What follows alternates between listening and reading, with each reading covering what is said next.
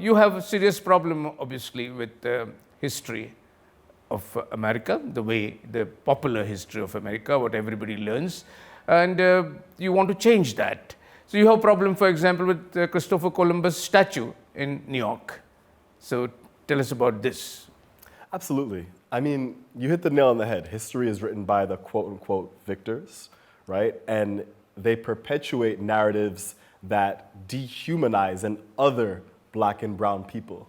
When you dehumanize us, it's easier to take away resources from us, right? So instead of being educated kings and queens in different parts of Africa, we're seen as nothing, right? So Christopher Columbus, in one light, he's seen as an explorer, he's seen as someone who discovered a land that people already lived on, right?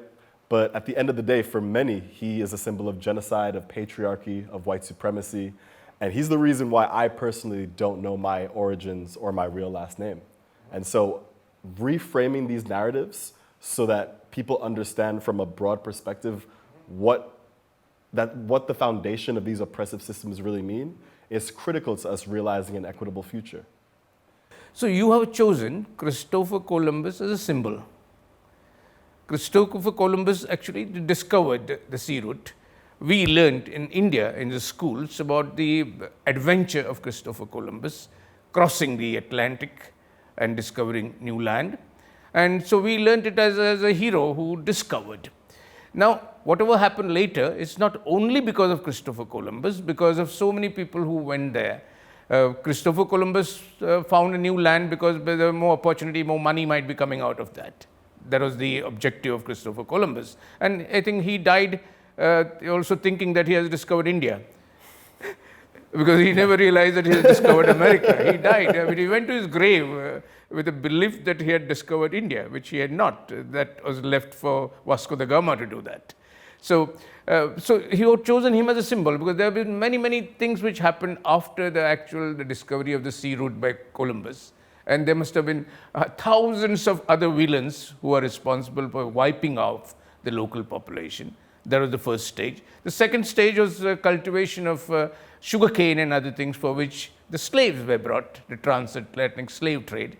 That's what brought your ancestors to that land. So why only Christopher Columbus as a symbol? Well, the first thing I'd push back on is the fact that he discovered anything.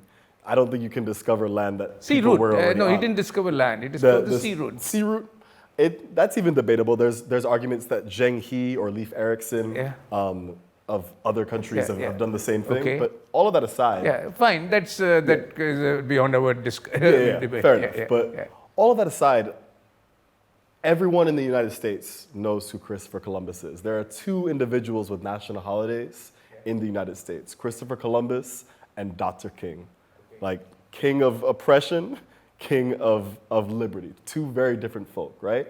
And so to have a focal point in terms of who to focus the energy on when we're talking about these complex topics of white supremacy, of oppression, of patriarchy, it makes sense to start at the origin of all of this. And in this case, it was Christopher Columbus. And then for me as well, it's a personal story because my family is from Haiti and because the decisions that he and others made, like that series of decisions is the reason why I'm here. So it's personal, but it's also a broader tactic that's not specifically about the statue, but about deconstructing the narrative itself. There are many